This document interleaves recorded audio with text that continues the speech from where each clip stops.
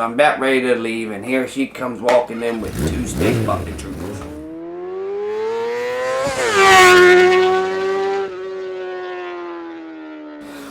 Okay, so this story starts back when Cindy and I was expecting Abby. We had just found out she was pregnant. Okay, so she was like a month pregnant, or maybe a little more, like a month and a half. And so I went out to celebrate, buddy of mine, Kenny, was like, hey man, come over to my house, we'll have beer. It's like, alright, okay, awesome. And here's where the fucking story takes a turn. I did not know, we'll get into this later, but I did not know just from going over to his house would cause me to want to kill a person. It'll make sense later. So I go over there to Kenny's. We're hanging out. He's got crotch rockets in his garage. He's got a couple GSXRs. He's got a hog. He's got some nice bikes, and we're talking about him. He sees my interest in the bikes, and he says, Stutter, I didn't know you like bikes. I said, yeah man, I used to ride as a kid. I used to ride dirt bikes and this and that. And he's like, oh yeah? So what's up? You want to go take a ride? I was like, yeah, right. For real? He's like, yeah, come on. Fuck it. Let's go. Tosses me the keys. Hands me a helmet. And he asked me, do you know how to ride for real? I'm like, yeah, man. It's 1 down, 4 up. Or it's 1 down, 5 up. It all depends on the model. Alright, okay. So we hop on him. He pulls out, or I hop on the one I'm on. I pull out. And we ride up to this Royal Farms up in my area, up on Ritchie Highway. And there was about 10 riders up there at the time. And we're riding, 60 miles an hour, 70 miles an hour, which is cool. And then after we meet all these guys, we decide to go and ride up and down 97. So these guys are fucking riders, man. I mean, these guys can fucking ride. So after that night, some type of itch, some type of bug bit me. Okay, I just knew it. I had to have a bike.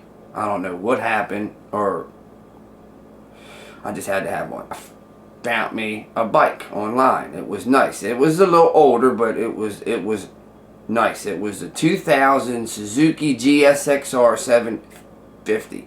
One of the first years that SRAD was released. She ran like a fucking champ. I mean, she would do 160 easy.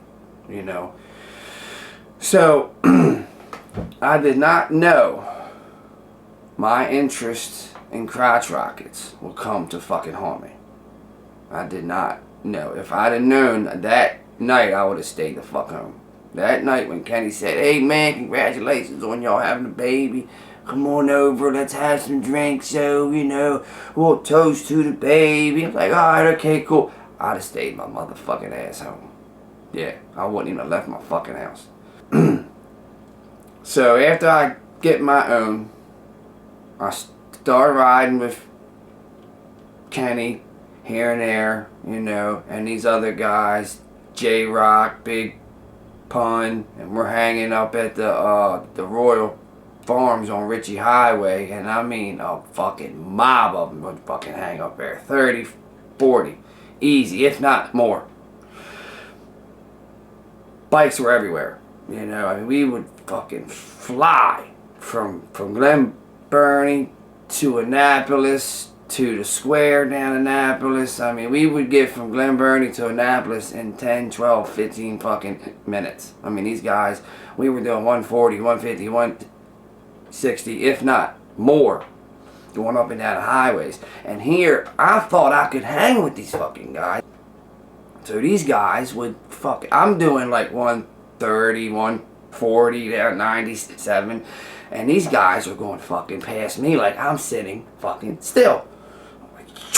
And I'm already going fast. And these guys, like these guys can fucking ride, and they can ride hard.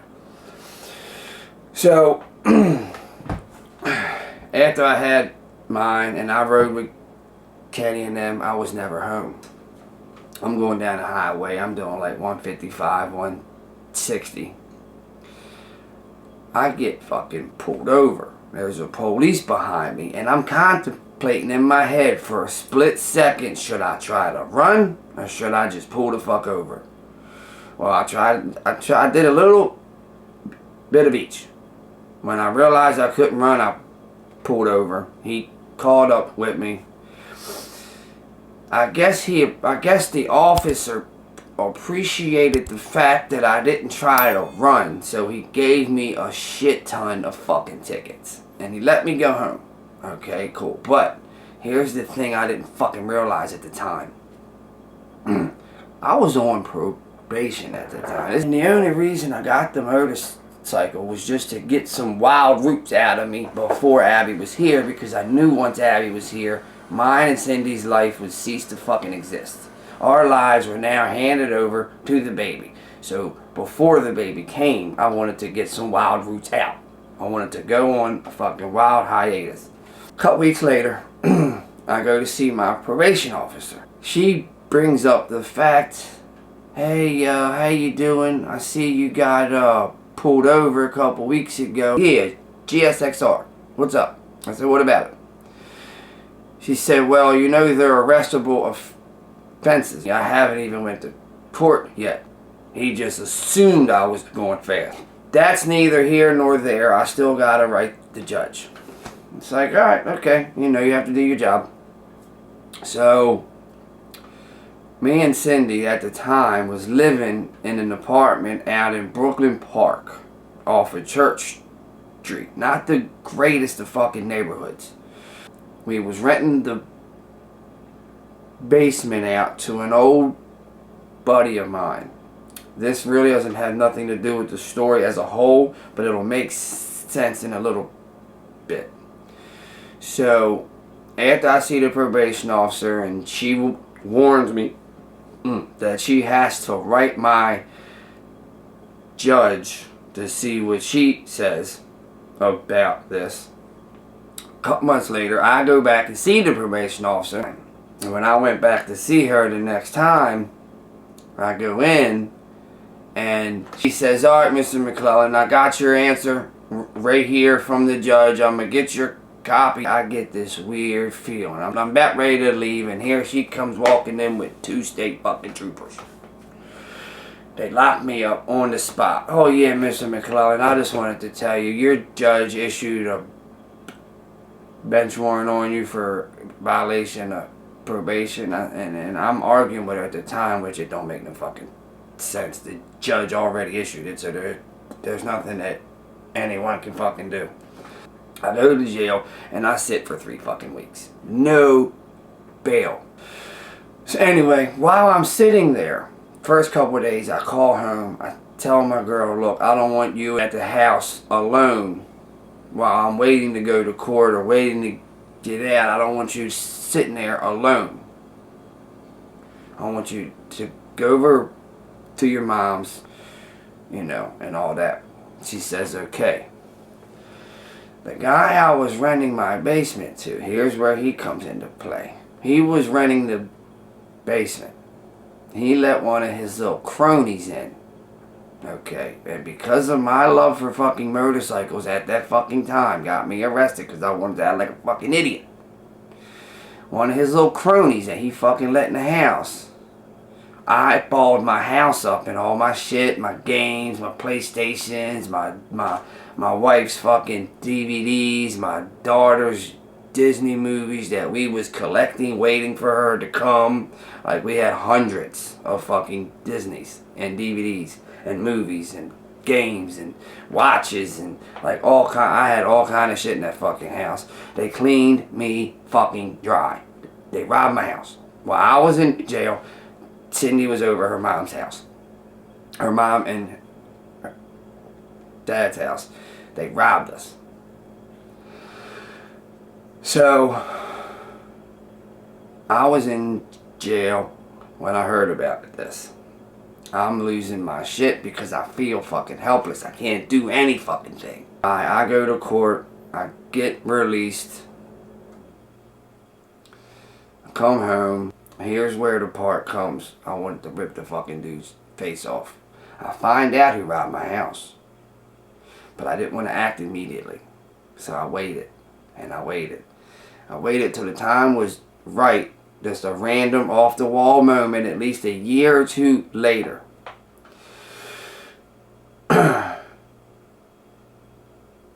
After my lawyer had beat the violation of probation, I'm celebrating out in my yard with my neighbor. You know, we're hanging out. He's chilling in my yard. We're just talking. His wife and my wife, they're out doing fucking, I don't know, some girly shit. And me and him's just fucking hanging in the yard. So, I get this fucking idea. I was like, yo, let's hop in the pickup and go find that fucking dude. He said, what dude? And I let him know the situation. He's like, alright, okay, cool, let me go change my shoes. So he goes change his shoes. I go change mine. Take all my jewelry off. Any loose identifying clothings or whatever, I remove. I take off. It's just me, my cell phone, a wife beater, and a pair of shorts. And we leave him. And we drive past the dude's house. There's a couple guys hanging out in the backyard. So we know where he's at. We know people's at the house. But here's the fucked up part. The pickup that I'm driving has a fucked up solenoid in it. So you can only start it by taking a screwdriver and touching the two screws. You know how to, you know. So that takes about maybe a half a minute to a minute just to get it going. And that'll matter here in a minute. We go scoping out the fucking dude's neighborhood. And we find out where he lives at. We find out, you know, he's home. So I parked the pickup about 4 to 5 streets away. We're walking around because I want to come up through the back way. I want to come up the back way so once we do what we have to do and we whip his ass, we can continue moving, get in the pickup and haul ass. Well, it didn't work out that fucking way. Yes, there were people at his fucking house. But he wasn't there. When we took the back way, we ran into him. We were going around the back way, but he was coming home from a convenience store in the neighborhood on the other side of the neighborhood. So I run into him, and I kind of know it was him, but I wanted to confirm it. So I'm trying to play the dude out of position, and I'm trying to make up some shit. Hey, yo, you look familiar, yo. Was we at this jail together? And I start naming random jails like Anne Arundel County Detention Center, Baltimore County Detention Center, Central Booking, and the first one, he's, nah, yo, I wasn't there. And I'm like, well, maybe it was this jail. And as soon as I say this jail, well, I was there. When was you there? And this fucking guy was an idiot. I'm like, well, when's the last time you were there? And he says it, and I'm like, yeah, I was there. I was on the receiving unit. I think that's when you were there, wasn't it? And this motherfucker just falls right into the fucking trap. He was like, yeah, that was me. I think I remember you. So I only did that so he would lower his guard. Because now, in this point in the conversation, I done found out who he is. And he is the guy I'm fucking looking for. And I don't want to whip his ass. I want to maim this fucking guy. I want to permanently make it to where when he looks in the fucking mirror, he knew he ran into me. You know, he robbed the wrong fucking house when he robbed mine. So I only said the things about the jail because I wanted him to lower his fucking guard so I can get into his private space. So I could approach him without him getting all defensive. So after talking for a few minutes, you know, it's him and some girl, and they're walking a little dog, and they got a grocery bag with like a couple sodas, a bag of chips or something in their hand. So I have enough of the small talk. I lunge at him, grab him by his fucking throat, pick him up off the ground, and I'm holding him up to some SUV that we were standing next to. Now he's being held up against Owen, and I'm fucking like beating him and saying at the same time, "You want to rob my fucking house, you piece of shit?" And I'm holding him up and I'm working on him. I'm going to town on him. But here's the thing, it was fucking summertime and it was hot, and this little scrawny bastard was slippery and I couldn't get a good fucking grip on him. So I was like, alright, fuck it, I'm gonna get him in a headlock. I think this real quick, I'm gonna get him in a headlock. And I get my hands in his face, in his mouth, and I'm trying to rip his face. Literally, I'm trying to rip his fucking face apart. I mean, like, dude, you didn't steal from me. You stole from my kid. You know, you can do almost anything you want to me to a point, but you don't fuck with my kids, man. I will kill you. So he fucked, like, that's all's going through my mind is he stole from my kid. And I'm trying to rip his skin literally off of his face.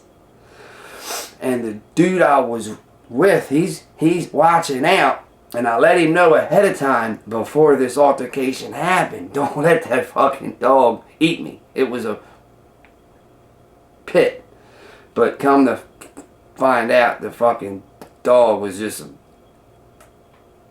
sissy, because after I had picked the dude up and was wailing on him, the dog hauled ass, but so did the fucking girl. The girl runs in the fucking dude's house, and like 8 dudes are coming, and I've done beat this dude to where he's got no wind left in him. So now I'm working on him. After I've done got him in the headlock and I'm trying to rip his face off, I got him against the SUV, and I'm just power driving. Boom, boom, boom. I'm haymaking the fuck out. I am trying to beat him next or close to the nearest thing of him dying. So the dude I'm with, he grabs my shirt. Stutter, come on, yo, this motherfucker, come on, look, yo, come on, let's go, we got to go. And I turn around and look, and there's like 8 or 9 dudes coming. Like, dude, I'm not a sissy, but I'm not a fucking idiot either. I can handle myself one-on-one, maybe one-on-2. But I can't beat no 8 motherfucking dudes. So I let dude go. We haul ass. And we're in Brooklyn Park, in an area we're not too familiar with. So somehow, coincidentally, while we're running, I see Ritchie Highway, but it's like 8 fucking streets away. And it's a long way. And the faster we're running towards it, for some reason it's like it's getting farther away. And this whole time I'm out of fucking wind. My liver's starting to hurt. My heart's starting to fucking race. Boom, boom, boom, boom, boom, boom, boom, you know. And I'm running towards fucking Ritchie Highway. I'm trying to get there, at least hide in a dumpster behind a building somewhere, so I can pull my cell phone out of my pocket and call my girl and let her know what happened and come fucking pick us up. But it don't work out that fucking way. These guys not only are running after us, chasing us, they got 2 cars fucking looking for us. A white little car and like a gray or bluish faded fucking minivan. They're running up and down the streets looking for us. They're riding up down Ritchie Highway looking for us. So the dude that was with me, we see this mattress leaning against a pair of steps that's over across the street from Ritchie Highway. There's this old motel down near the McDonald's. Well, anyway, we run up to the hotel and we're running like we're out of fucking wind. But we get to the hotel, we climb up the back fire escape, get up on the roof, and we're laying on the roof looking over down. These guys are going through fucking everything. They're going through the dumpsters, they're going in the trees. The one guy said, I just seen that motherfucker come out the alley and run this way. I know he's fucking here. The one of them said, did they go up the fire escape? And that's when the other car was like, yo, I think he's over here. And they all left and go over across the street. So we wait like 10 fucking minutes. And by that time, I called my girl, let her know what corner the truck's on. I just want her to get to the truck to try to get it started because of the fucking solenoid. But she's asked me where I'm at, so I let her know where I'm at, but it's not a good idea because if y'all come to pick us up here, something might happen to your vehicle. I just want to, like, it's going to be too quick of a hop and go, and you don't know how to drive like that. Just meet me at the pickup. So she says, okay, and boy, am I getting a fucking earful. But I'd rather fucking ask for forgiveness than permission. So fuck, this shit had to happen, dude. You don't rob from my kids and get away with it. It's not gonna happen. So we leave that area that we're in. We climb down, and then the dude I'm with was like, starter, yo, let's just fucking wait right here, yo. They're going. I was like, dude, nigga, we gotta get the fucking truck. It's not mine, it's my father-in-law's. I can't leave it there. So my only worry now wasn't really about the dudes. I had to get that truck, and I had to get the truck home. It wasn't mine. So we come off the roof, we go down the fire escape, we run across fucking Ritchie Highway, and we get to maybe, I would say, out in the open to where if they're anywhere, they can fucking notice us. And boy, did they. We're running. By the time we cross Ritchie Highway and run across this little parking lot of this strip mall, now we're like 2 or 3 streets away from where the truck is. While we're running there, I hear peeling wheels and I hear a horn. There they are, there they are. So we're running, we get to the fucking truck. Remember now, the solenoid don't fucking work. So I had to run to the truck. I tell the dude I'm with, I'm gonna pop the fucking hood, you get the screwdriver, hurry up, touch the 2 screws, get the truck running. He just hops in the fucking truck. The plan just goes right in one ear and out the other with him. He don't follow my motherfucking directions. So anyway, he gets in the truck, I pop the hood. By the time I get the truck running and started, these guys, 2 of them is in the back of the truck trying to take their hand and bust through the back window. So now as I'm trying to escape, the truck has 2 dudes in it. Dudes are running along side of it, and now I gotta swerve hard left and right. Dudes got slung out each way. We get away, we make it home, and boy, I'm getting a fucking earful. But in my head, all this started because I got pulled over on a motorcycle, which caused me to get violated on probation, and I wanted my girl not to be home alone. I wanted her to be here at her mom's house